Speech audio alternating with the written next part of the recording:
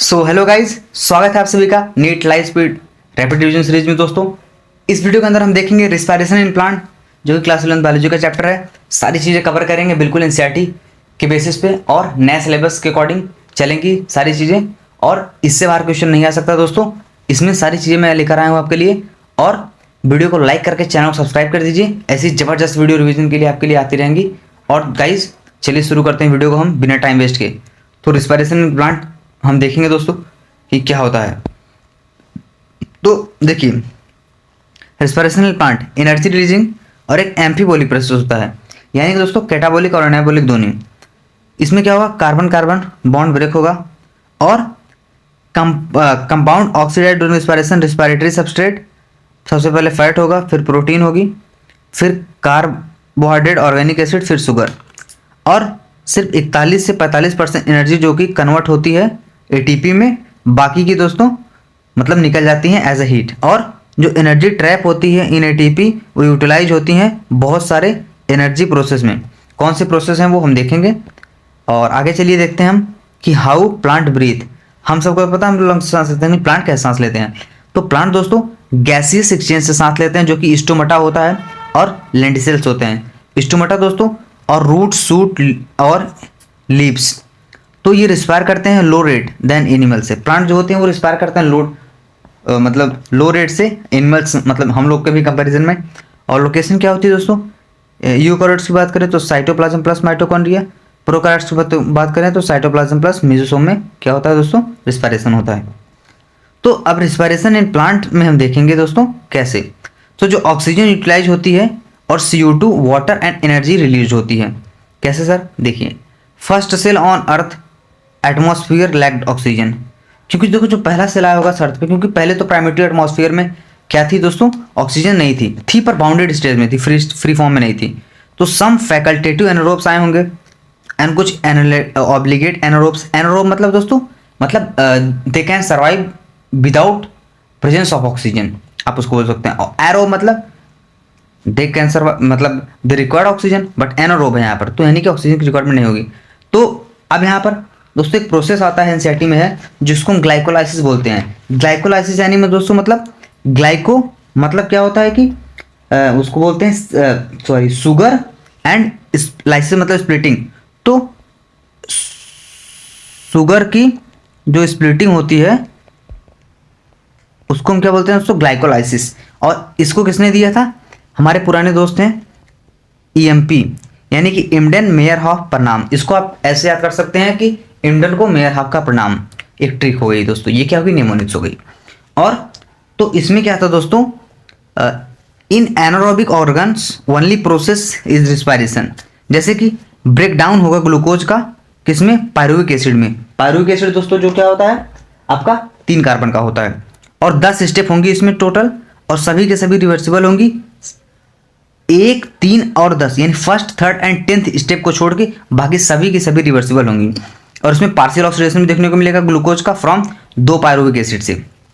तो ये क्या है दोस्तों, ग्लाइकोलाइसिस, और इसका एंड प्रोडक्ट क्या है और कैसे डिराइव हुआ है, कैसे सारी चीज़ें होती हैं, मतलब पूरा प्रोसेस हम अभी डिटेल में यहाँ पर देखने वाले हैं। तो चलिए आगे बढ़ते हैं।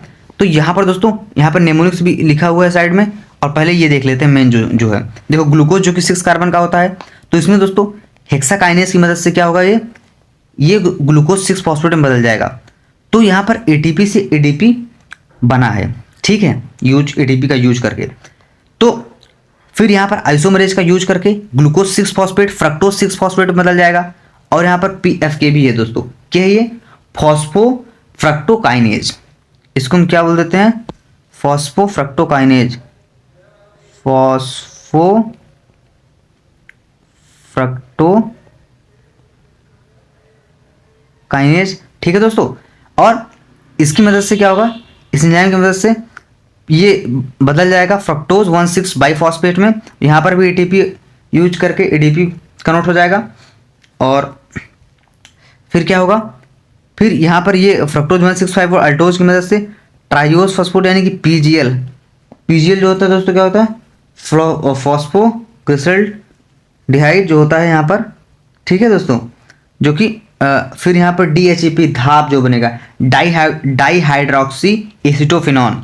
तो अब ये देख लेते हैं ट्रिक जो है कि God give fruit juice for glycerol एक आदमी था, उसका नाम था ग्लिसरल, मतलब अजीब अजीब नाम होते हैं फॉरेन में, आप समझ लीजिए ग्लिसरल नाम था उसका।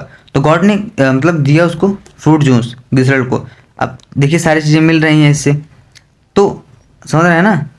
फिर उसके बाद क्या होगा, प्रीवियस स्लाइड, ठीक है। तो ये था ग्लिसरल तक हुआ था, जिसमें क्या था ट्रायोस जो कि PgAl है, तो फॉस्फोग्लिसरल्डिहाइड प्लस DHAP धाप यानी कि डाइहाइड्रोक्सी H2 फॉस्फेट अल्डोथ की मदद से ये मतलब 2 ट्रायोस बाईफॉस्फेट बनाएगा, जो कि 1,3 बाईफॉस्फोग्लिसरिक एसिड को होता है। ADP का यूज करके यहाँ पर ADP बनेगा। और फिर वहाँ पर हुआ था glycerol but parent put Pepsi प्रीमैच्योरली, यानी कि गॉड ने ग्लिसरल को फ्रूट जूस दिया था, लेकिन उसके मम्मी पापा जो थे उन्होंने कहा नहीं नहीं बेटा पेप्सी लो, फ्रूट जूस मत पियो। तो बट से हो गया बाईफॉस्फेट, पी से हो गया phosphate, put phosphoric acid, Pepsi pep prematurely private acid, सारी चीज़ें देखिए तो यहाँ पर पूरे तरीके से हो गया। तो 3 फॉस्फोग्लिसरिक एसिड यहाँ पर बनेगा, जो कि PGA 3 कार्बन का है, फिर म्यूटेज का यूज होगा। फिर यहाँ पर उससे फिर 2 फॉस्फोग्लिसरिक एसिड जो कि 2 PGA बन जाएगा। और फिर इनोलेज का यूज होगा एंजाइम। फिर उसके बाद क्या होगा, फॉस्फो इनोल पायरुवेट बन जाएगा, जो कि पायरुवेट काइनेज की मदद से ADP प्लस ADP यहाँ पर हुआ है। फिर यहाँ पर पायरुविक एसिड जो कि इंड प्रोडक्ट है दोस्तों ये, और ये लास्ट में बच जाएगा। तो ये था आपका दोस्तों कंप्लीट, आपको क्या ग्लाइकोलाइसिस के स्टेप्स थे। और ठीक है, तो इसमें दोस्तों 1 2 3 4 जगह शायद ATP यूज हुई है। तो इसमें ATP फॉर्म हुई थी 4 जगह, स्पेंड हुई थी 2 जगह, और नेट प्रॉफिट होता है 8 ATP का। कैलकुलेशन वगैरह देखेंगे हम, थोड़ा सा यहाँ पर देख लेते हैं। तो फॉस्फोराइलेशन सबस्ट्रेट 3 टाइम, जो कि स्टेप 1 और 3 और 6 में देखने को मिला। काइनेज एंजाइम इन्वॉल्व हुआ था स्टेप 1 3 7 और 10 में।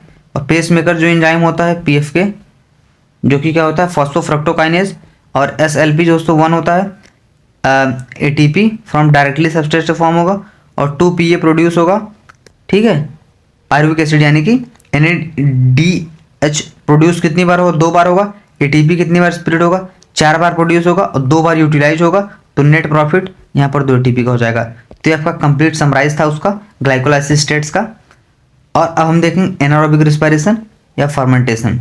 तो इसमें क्या होगा, ग्लूकोज से ग्लिसरल्डिहाइड 3PO4 फॉस्फोरिक एसिड, फिर NADH यूज करके NADH plus H plus release होगा यहाँ पर 3 PGA 3 फॉस्फोग्लिसराइड, जो पेप बना देगा फॉस्फोइनोल पायरुवेट। फिर पायरुविक एसिड से दोस्तों CO2 की मदद से एसिटाइलडिहाइड बनेगा, जो कि पायरुवेट डिकार्बोक्सिलेशन होगा यहाँ पर।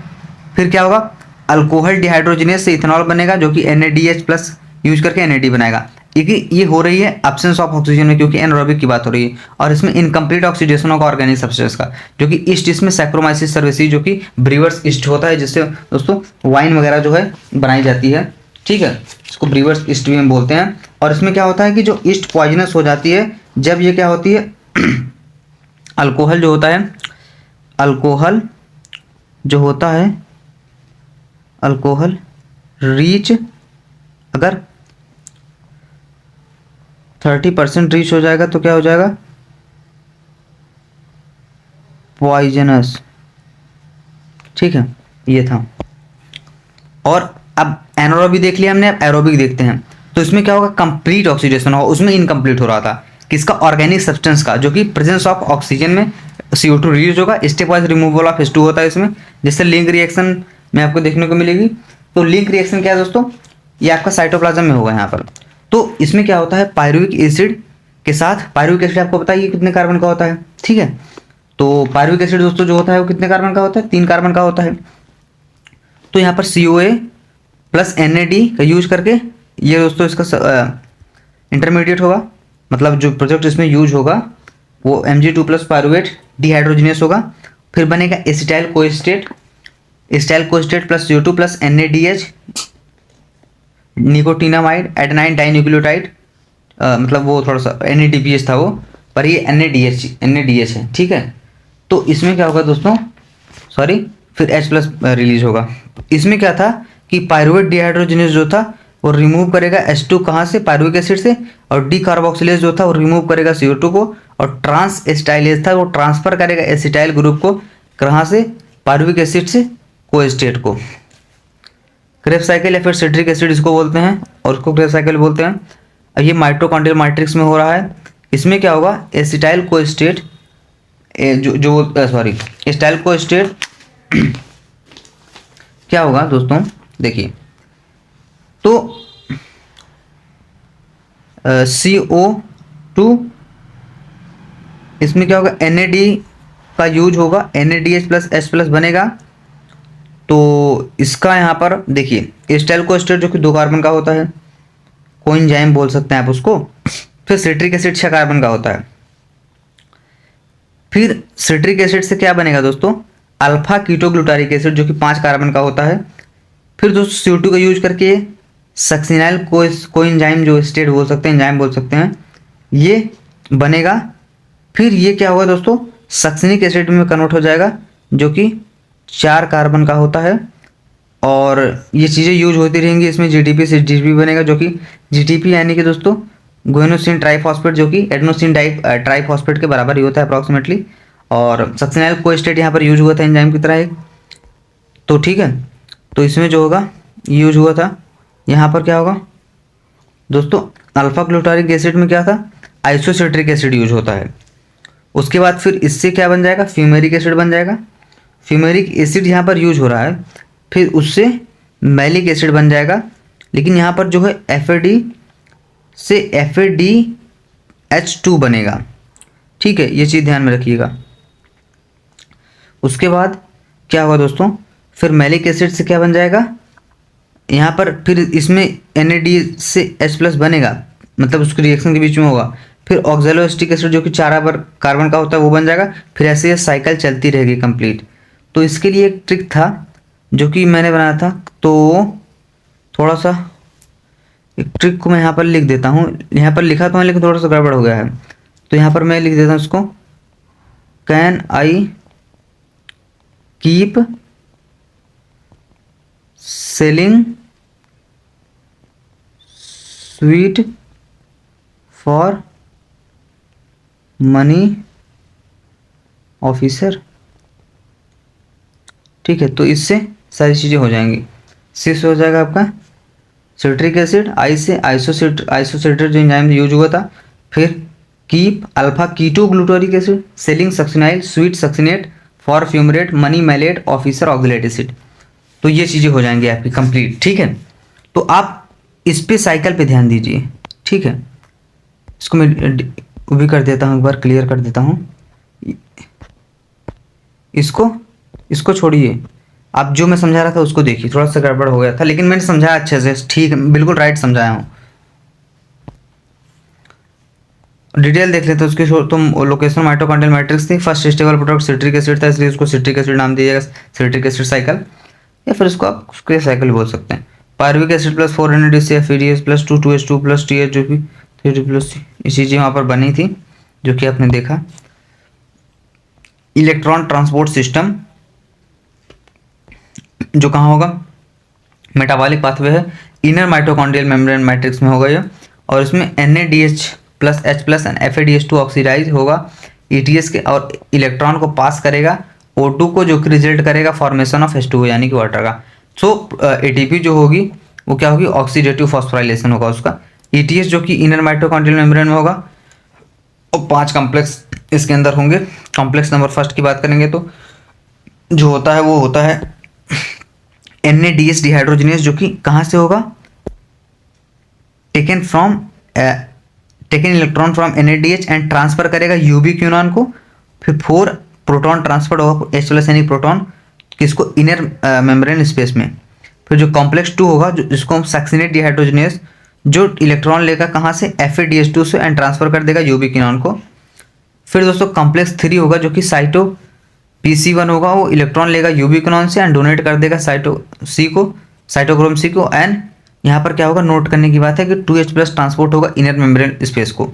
कॉम्प्लेक्स 4 साइटोक्रोम C ऑक्सीडाइज करेगा, ट्रांसपोर्ट का इलेक्ट्रॉन साइटोक्रोम C से ऑक्सीजन को, फाइनली ये प्रोड्यूस करेगा वाटर को। यहाँ पर 2H प्लस ट्रांसपोर्ट हो जाएगा किसको, इंटर मेम्ब्रेनल स्पेस को। कॉम्प्लेक्स 5 जो होता है वो ATP सिंथेसाइज करेगा, जो कि सिंथेसिस करेगा ATP के due to breakdown of proton यानी कि H प्लस ग्रेडियंट के ब्रेकडाउन की वजह से क्या करेगा, एटीपी को सिंथेस करेगा। तो नोट यहाँ पर एक करने की बात है कि जो ट्रांसमेम्ब्रेन एंजाइम होते हैं वो अलाउ करते हैं मूवमेंट ऑफ प्रोटॉन को फ्रॉम इनर मेम्ब्रेन स्पेस से मैट्रिक्स की तरफ। ठीक है दोस्तों, अब यहाँ पर दोस्तों क्या है, सबसे लास्ट में जो अपना बचता है वो क्या होता है कि थोड़ी सी रिस्पायरेटरी कॉन्स्टेंट वगैरह देख लेते हैं, कुछ बैलेंस शीट ये देख लेते हैं।